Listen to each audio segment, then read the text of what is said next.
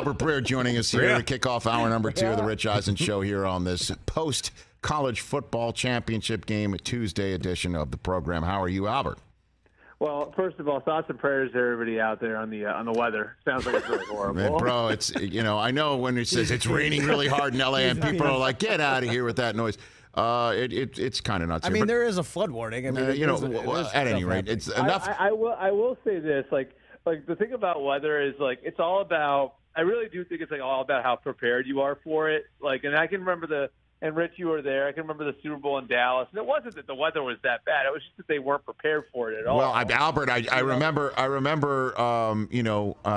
going to the media day at that Super Bowl at the Jones Mahal in Dallas, and it was sleeting, it was icy, it was snowing, and I thought we were in deep trouble when we were passing by this large depot. Where all of their de-icers were stationed, and I didn't see piles of salt, which if you're from the East Coast, that the salt is what breaks up the ice. I saw big, huge piles of sand. And I said to the driver, I'm like, what's that? He goes, we sand when it's icy out here. I'm like, oh, God. Yeah. That's not what you do. Not gonna work. I should have been on the de-icing committee. I would have told you, get some salt. Get some salt, not sand. But at any rate, I mean, are we I never understand stuff like that, Rich. Cause are we keeping those secrets from people themselves? I don't know. I don't know. How does word not get? I mean, I understand where you may not have like a couple thousand trucks the way that we do here that take care of it, right? I understand not investing in that, but don't you at least have the information? You know what I mean? This is how you do it. Well, I mean, let's just get into yes. By the way, that's a yes. Albert Breer here on the Rich Eisen Show. Before we get to pro football, I mentioned how last night Georgia is proving that they're the best. My gosh, they are terrific, and how me as a Michigan guy sitting there, I'm like, how do we lose to a TCU team that looks like this? I wonder, and I know I'm heading towards the third rail here, but I'll give you the floor. As a Buckeye, what did you think watching that game last night? Well, I mean, it looked to me like it's hard not to think that last night would have been a heck of a celebration if we had been able to kick a 50-yard field goal or get a few yards closer for our kicker. So obviously you have those thoughts as a fan, and maybe it's not the most rational way of looking at it, but that's obviously the way you're going to look at it. Georgia's incredible, and I will say this: just having talked to scouts who've gone through there and done a bunch of work over the last few weeks on the college football playoff teams, it's what they all uniformly say about Georgia is you go there in a school call. For those who don't know, school call is when you go there in the middle of the week, right? So you're out of practice and you get to see these guys up close if you're a scout, and they all say you get there and your head's on a swivel, and you're like, who's that? Who's that? And it's oh, well, that's the true freshman who's not playing yet. That's the redshirt sophomore who's stuck behind a first-round pick at his position, and it's just the depth. That's what it is, TCU actually has. Oh yeah. This isn't Mountain West TCU. People are making that mistake. It's not. This is a legitimate TCU team. The receiver's going to be a first-round pick. One of their offensive linemen might be a first-round pick. The defensive end, I think, is a top 100 guy. So they've got talent. The difference is Georgia can come in waves. And Georgia has a guy who's probably going to go in the top 50, and Nolan Smith is a pass rusher who didn't even play last night. You know what I mean? So Georgia's got, just this pipe. And it's similar to what Kirby was part of building at Alabama, where it's not just that they have a handful of guys that you and I are going to be talking about for the month of April. It's that they can come in waves, and there's so many of them. And I think last night was such a vivid display of that. You know what I mean? Oh yeah, certainly, and certainly from kids who aren't even draft eligible right now, Albert. And right. And then I think the one of the ways that you can measure how terrific Stetson Bennett IV is, and how he has become is not just his presence at the Heisman Trophy ceremony this year, but I don't think he's lost the sneaky on the sneaky athletic phrase. I mean, like he's just flat out athletic. What is his draft status? Do you think going into coming out of back-to-back championships? He's 25. But man, is he a self-made winner? What do you got for me on that? What are you hearing? I think he's going to get drafted, and I think before the year, like a lot of NFL scouts might have told, like he's probably going to be selling insurance in September of 2023. I think he legitimately gets drafted now, and I'm not saying he's going to be a first or a second round pick, but I think someone's going to take him in the 6th or 7th round with the idea, like the size is the question, right? Like he's not quite as big as these guys, but can I make him my Case Keenum or my Colt McCoy? And there's real value in that too.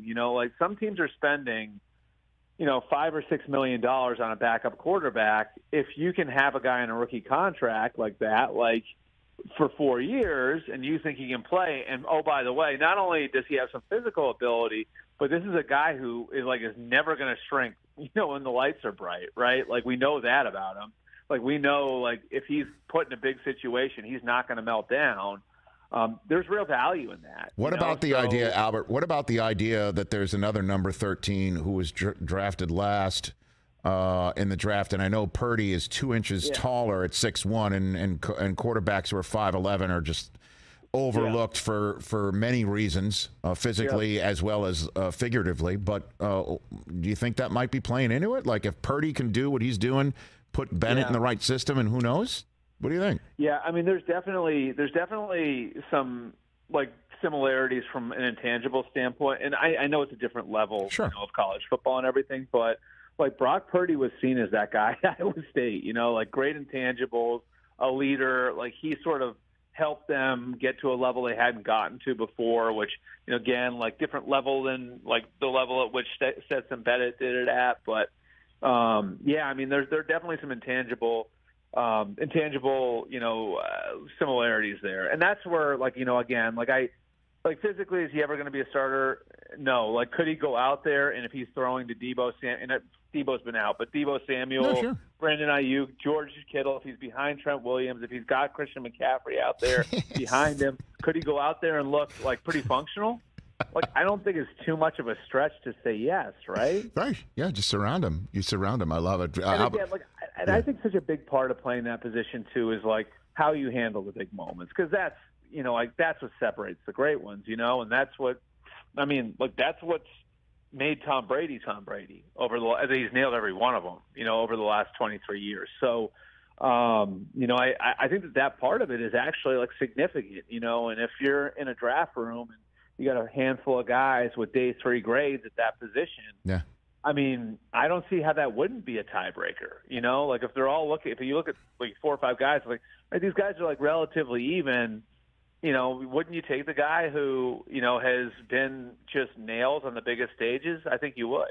Albert Breer here on the Rich Eisen Show from the MMQB, senior NFL reporter, and let's continue on with the middle of the Venn diagram between college and National Football League football. Jim Harbaugh Zooming virtual interview with the Denver Broncos today. I mean, if you had to peg it, that this is a leverage play, despite having signed a 5-year contract just 1 year ago to try and get yet more money from Ward Manuel, the athletic director of Michigan, or he really is trying to scratch that NFL itch that he said he put away last year when he signed that 5-year contract. Where do you lean on all of this for Harbaugh, Albert? I think I think right now it feels to me like he's gathering information. And I think we talked last week about the difference this time around and kind of how maybe he felt his mortality as an potential NFL coach over the last couple of years when it was hard for him to get back in when he really wanted to get back in, and he turns 60 next year or this year, and it's how many more shots am I going to get at this? So I think he wants to give it a very legitimate look, and so I think what you're going to see is he's going to go through a process of looking at these things, and if he gets an offer, I think it's going to be hard for him to say no.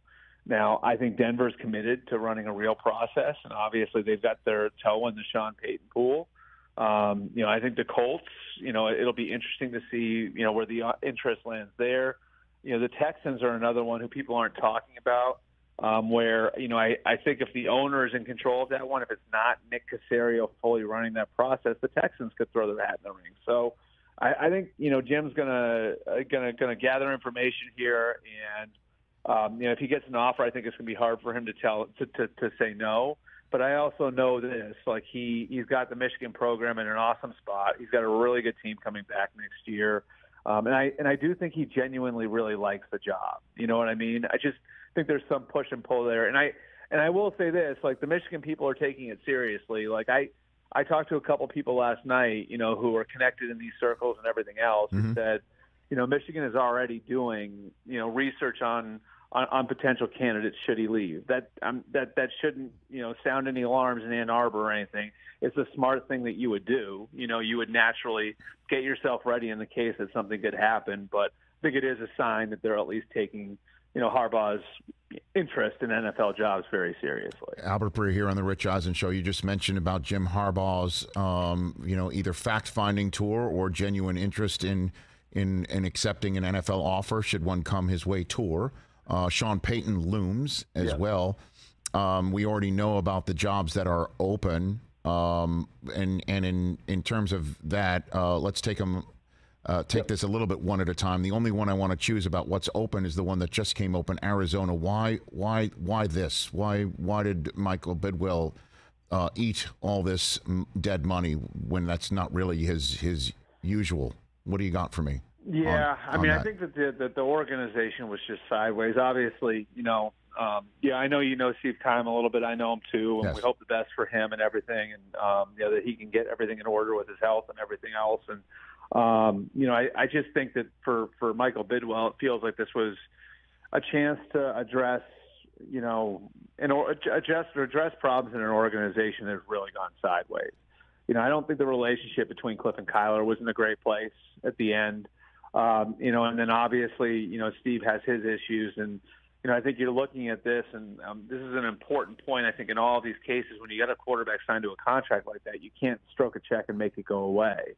You can stroke a check and make a coach go away. You can stroke a check and make a GM go away. So, logistically, if you were looking to turn things over and change things, there was really the only choice you have here is we got to just see if we can get the quarterback right, because we are logistically hitched to him. And so, I think that's the way of addressing, an organization, again, where so many things have gone sideways over the last year, and really going back to the end of last season with that blowout loss to the Rams in the wild card round. And so I think they're going to take a very serious look at internal candidates. I think Quentin Harris and Adrian Wilson are two very well-respected people who've been in that organization a long time. And then I think Vance Joseph, who has a good relationship with Kyler Murray and has been their defensive coordinator the last few years. I think he's going to get a serious look as potentially their head coach. I think it's fair then to ask the question, if you do think your organization's got issues, shouldn't you be bringing in outside voices? Yeah, my counter to that would be, Michael Bidwell's always looked internally first, and so if those guys show well in the interview process, it wouldn't stun me if those are the three guys running the organization. No shot at going YOLO and saying, instead of having Kyler hooked up with a guy who, was interested in him as a high school recruit and coached against him in college, why not get the guy who won a Heisman Trophy for him? Is there just even making a yellow call to USC? Just throwing a Hail Mary at the Coliseum. What do you think? Right. I think it makes some sense, and obviously, Lincoln Riley and Kliff Kingsbury, there's some scheme carryover. Both those guys played at Texas Tech. I think Lincoln Riley was actually one of Kliff Kingsbury's backups there. Is that right? I think that's what the case was. But, it would make sense to at least make that call. I can't imagine Lincoln Riley would leave SC after just a year, especially with the Heisman Trophy winner coming back and the amount of money he's making there and everything else. But I think if you're Michael Bidwell, you should be compelled to at least make that call. I'd also say this: I don't think I think Kliff's scheme's good. You know what I mean? So I don't think Michael Bidwell's problem would be with the offense. I talked to enough people over the last couple of years about what they do, where I had defensive coaches tell me that's the most difficult offense, in the league to prepare for because it's so different with some of the things that they do. I've had offensive coaches say they studied their tape because it is different. And so, if you wanted a path towards getting the most out of Kyler and continuing forward, with the offense that Kliff built there over the last 4 years, then Lincoln Riley absolutely would be your first call. I just don't know that. I know Lincoln's got NFL aspirations. I have talked to him about that in the past. I just don't know that he'd do it after just a single year. Right. Albert Breer here on the Rich Eisen Show. In the few minutes I have left with you, let's hit some jobs that aren't open that might be. Is anybody in your estimation coaching for his job in the playoffs? Yeah, what's weird about this, Rich, is the expansion of the field, I think, has sort of changed the dynamic here, where now you got 14 teams going in, so there are more teams that are sort of, quote-unquote, middling that are making it through.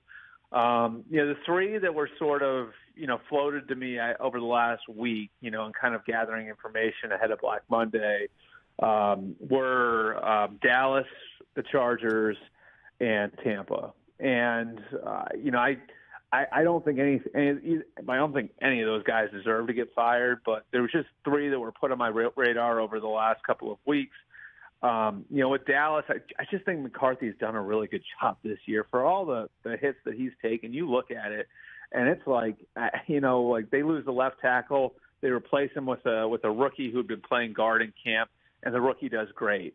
They do an awesome job, with Cooper Rush in there as their starting quarterback for 5 weeks. He was responsible for bringing in Dan Quinn. So I don't think he deserves it. Jerry shot it down. And this morning on Dallas radio said no. But I don't think that one's going, but that one just hasn't seemed to go away. With the Chargers, I think it relates directly to Sean Payton, and whether or not the Spanos family would do something bold. Again, I don't think Brandon Staley deserves to be walked out on the plank after 2 years as the head coach, but maybe the Spanoses look at this as a unique opportunity with their young quarterback to go and get somebody like Sean Payton, and maybe they are willing to spend in an area where they haven't been willing to spend in the past. I don't think so, but maybe. And then, the third one, Tampa, I just think so much of this depends on what Tom Brady is going to do after the year. And, I think regardless of what happens, there are probably going to be some changes made to the offensive staff. If Brady's gone, you wonder if, maybe the way that the Glazer family looks at the organization is more, sort of in a total sense, looking at the organization from a total view rather than looking to make tweaks further down the line. What about the Rams, Albert? You were the one who came on this show a few months ago and just keep an eye on Sean McVay, who, had some ideas to maybe join broadcasting in a booth. Those opportunities are not there right now, unless another bold move is made. You want to talk about bold moves by a television executive, but and then we're hearing he wants to take time away, or is going to take time away. I got Andrew Whitworth in hour 3. I'll ask him about that. Yep. Well, what's the latest on that? What's your reporting there? Yeah, it's been a long year for Sean. I would say that. I think, between everything, he's the real life stuff, losing his grandfather and going through things with his wife. And, for those who don't know, I know you know this, Rich, but for those who don't know, his wife's Ukrainian, and then obviously going through the season that they went through. I think it was a lot. And so, I know, and I've made the comment to you, I've been pretty consistent in saying this, going back to the summer, that Sean has 1 to 5 years left. Well, that one was always in play. And I think it's sort of always been based on where he was and how he felt at the end of the year. And I think it also ties again to those 4 players that serve as the core of the team: Matthew Stafford, Cooper Kupp, Jalen Ramsey, and Aaron Donald. And where are those guys at? And are those guys locked in for 2023? And you heard Aaron Donald come out and say it, I'm here as long as Sean is. So I think all of those things are in play as Sean sort of unplugs over the next couple of days and gives this some thought. But I certainly think it's something that he's very seriously thought about. And I also know that, my feeling is he thinks that it'd be a bad move to make a decision the Sunday or Monday after. And I think he knows himself well enough. He's self-aware enough to know like he's going to need a little time to get away from it, to be able to make the right decision, not only for him but for everybody around him. And guys who are on that staff, guys who played for him, I think he knows how it affects all of them too. Mm-hmm. And I would say this one other thing on this too. Like I do think you look at the Rams. I think if Sean had walked away last year, Raheem Morris would have been the head coach, and that's right. Even if Kevin O'Connell, who's done a fantastic job with the Vikings, even if he remained, I think Raheem Morris would have been the head coach if Sean had walked away last year. And so that's got to be a factor too. Here is Raheem's interviewing with the Colts. He's going to interview with the Broncos a week from today. Does that sort of give us a little bit of a timeline? Because if Sean's going to walk away, well, then it could affect who the Rams can get to succeed him, and whether or not that could be Raheem Morris.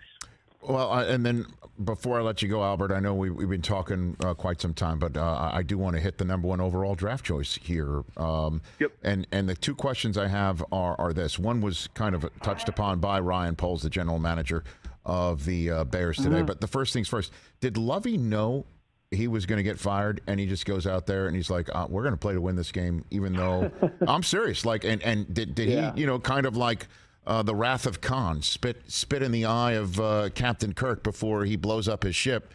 Did he do that? Did he basically say we're going to play to win this game? And even though the Texans would have preferred him to lose one more. Did that happen? Power struggle might be a strong term for it, but I had heard over the last couple of weeks that there was some push and pull on who was going to come out of this with the job, and I had heard that Lovie went to ownership to make his case. The team was still playing hard for him and all the rest of that. And so I think Lovie knew, his job was on the line the last few weeks. On the flip side, I think there were people in that front office who felt like that Lovie maybe didn't have a command over the game the way that he needed to in 2023. Or he would need to in 2023, and that the schemes on both sides of the ball were lacking. They weren't adjusting the way they needed to. It's just, I think all this stuff was sort of in play over the last couple of weeks inside that organization. And, so I think Lovie had an idea that at the end of all this, he might be the one left without a job, which obviously is the way it ended up playing out. But I don't think it was a secret to Lovie or anybody else in that organization that somebody was going to pay the price for the way this year played out. Well, I mean, talk about an O. Henry-like twist. Now that the Bears have the first overall pick, and Justin Fields balling out the way that he did this year, in a year that we thought he was just going to be fodder behind that line of scrimmage, and he did in fact get hurt. I know they started 2-1 and then finished 3-14, but still, what do the Bears do with that first pick? Yeah, I had a long conversation with Matt Eberflus on Saturday about Justin, and they love him as a leader. They love him as a person. I mean, the thing about it too, you think about this, Justin didn't bitch about anything.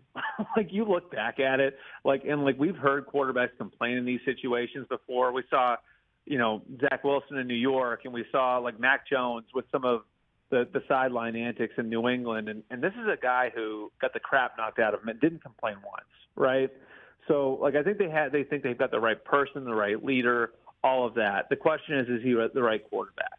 And so, I'd expect over the next, couple months, it's going to be we have to look, we don't know when we're going to have the first pick again. So we have to very seriously look at all of the quarterbacks and compare them to Justin Fields. Remember, those guys didn't draft Justin Fields, Eberflus and Ryan Poles.